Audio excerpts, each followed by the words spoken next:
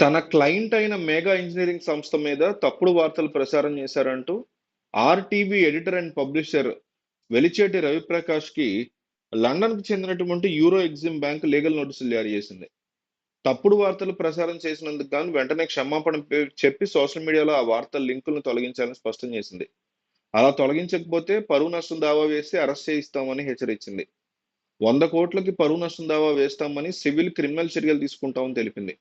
Euro EXIM bank తరఫున చెన్నైకి చెందిన advocate BSV Prakash Kumar RTV editor Ravi Prakash కి నోటీసులు పంపించారు. ఈ వ్యవహారం ఇప్పుడు తెలుగు మీడియాలో సంచలనంగా మారింది.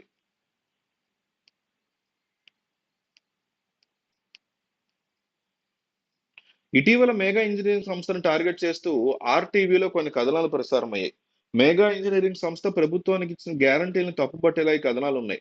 స్వయంగా రవిప్రకాష్ తెర మీద కనిపిస్తూ తానే వ్యాఖ్యాతగా ఈ కథనాలు ప్రసారం చేశారు. మేఘా ఇంజనీరింగ్ సంస్థ సమర్పించిన యూరో ఎగ్జిమ్ బ్యాంక్ గ్యారంటీలను దొంగ గ్యారంటీలని పేర్కొన్నారు. దీంతో యూరో ఎగ్జిమ్ బ్యాంక్ రంగంలో దిగింది.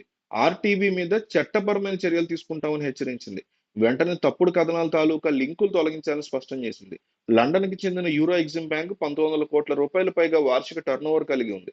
అయితే ఆర్టీవీ కథనాల్లో ఈ బ్యాంకు వార్షిక టర్నోవర్ ని కేవలం 8 కోట్లుగా చిత్రీకరించే ప్రయత్నం చేశారు. ప్రపంచవ్యాప్తంగా ఆర్థిక కార్యకలాపాలు నిర్వహిస్తున్న యూరో బ్యాంకు భారత్ లో పలు ఇన్ఫ్రా కంపెనీలకి బ్యాంక్ గ్యారంటీలు ఇస్తుంది. మేఘా ఇంజనీరింగ్ సంస్థ తరఫున కూడా అలాగే గ్యారంటీలు ఇచ్చింది. ఈ గ్యారంటీల మీద ఆర్టీబీ ఎడిటర్ రవిప్రకాష్ అనుమానాలు రేకెత్తించేలా కథనాలు ఇచ్చారు.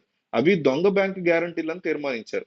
దీంతో యూరో ఎగ్జిమ్ బ్యాంక్ నోటీసులు జారీ చేసింది. ఈ కథనాలతో తమ బ్యాంకుకి ఆర్థిక నష్టం వాటిల్లిందని, పరువు ప్రతిష్టలు దెబ్బతిన్నాయని ఆ నోటీసుల్లో పేర్కొంది. ఉద్యోగుల మానసిక స్థైర్యం కూడా దెబ్బతిన్నదని తెలిపింది. అసత్య కథనాల మీద వెంటనే క్షమాపణ చెప్పాలని, లేదంటే 100 కోట్ల రూపాయల పరువు నష్టం దావా వేసి అరెస్టు చేయిస్తామని రవిప్రకాష్ కి బ్యాంకు నోటీసులు ఇచ్చింది.